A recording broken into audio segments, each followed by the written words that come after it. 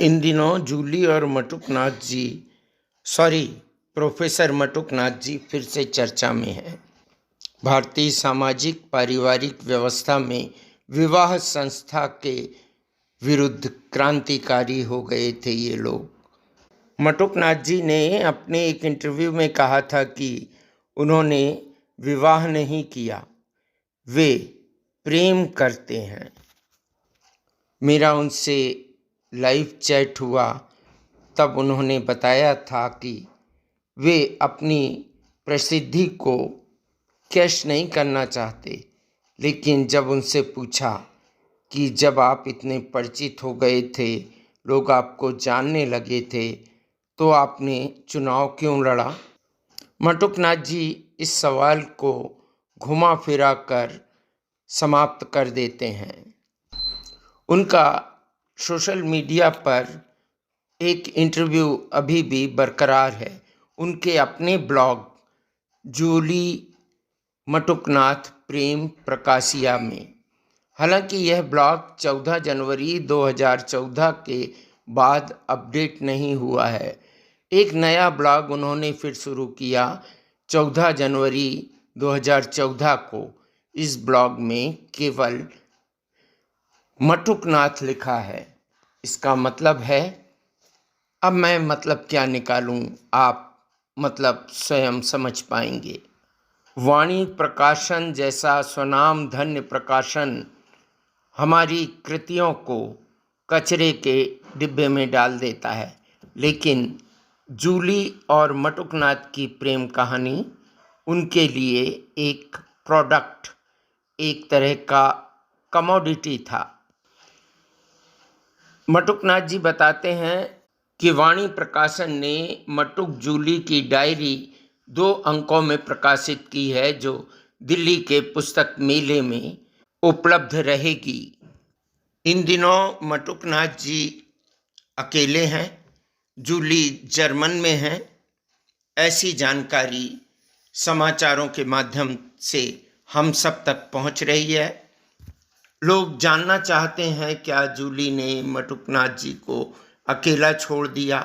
लोग यह भी प्रश्न कर रहे हैं कि वो प्रेम कहाँ चला गया, उस प्रेम का क्या हुआ जिसके दम पर जूली और मटुकनाथ ने एक क्रांतिकारी कदम उठाया था। लाइव चैट के दौरान जब मैंने मटुकनाथ जी से कहा कि आपकी पहली पत्नी को आप स्वीकारेंगे, उन्होंने सहमति व्यक्त की, लेकिन एक अन्य इंटरव्यू में मटुकनाथ जी ने बताया कि उनके और उनकी प्रथम पत्नी जी के बीच में कोई सामंजस्य की स्थिति नहीं थी। वे काफ़ी दुखी थे और अकेलापन महसूस करते थे। तब जूली ने आकर उन्हें प्रेम दिया और वे जूली के वशीभूत हुए। उनके बीच में प्रेम का रिश्ता कायम हो गया। उनका प्रेम अखबारों की सुर्खियों में था, टीवी चैनल्स पर था। वह दौर था जबकि इस प्रेम को लेकर विभिन्न प्रकार के किस्से कहे जाते थे, यहाँ तक कि युवा आक्रोशित भी हो गए थे। युवाओं ने जूली और मटुकनाथ के ऊपर आक्रामक हमले भी कर दिए थे। पटना विश्वविद्यालय में इनके विरुद्ध छात्र छात्राओं ने आंदोलन छेड़ रखा था। सभी चाहते थे कि जूली और मटुकनाथ के बीच जो भी कुछ पनपा है वो स्थगित हो जाए, लेकिन प्रेम में लिप्त ये दोनों, प्रोफेसर मटुकनाथ जी और जूली जी का प्रेम परवान चढ़ता रहा, लगातार प्रगाढ़ होता रहा। कभी मटुक जी रिक्शे पर अपनी प्रेमिका को घुमाते, तो कभी किसी तरह की फोटो अपने फेसबुक पेज पर शेयर करते। वे प्रेम के ब्लॉग भी लिखते थे। उनका प्रेम कहाँ तक चला यह जग जाहिर है। समाचारों के माध्यम से पता चला कि जूली अब जर्मनी में है।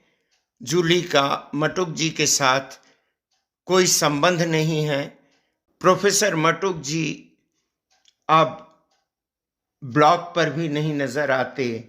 14 जनवरी 2014 को उन्होंने अपने ब्लॉग मटुक जूली पिंजर प्रेम प्रकाशिया में आखिरी पोस्ट लिखी थी।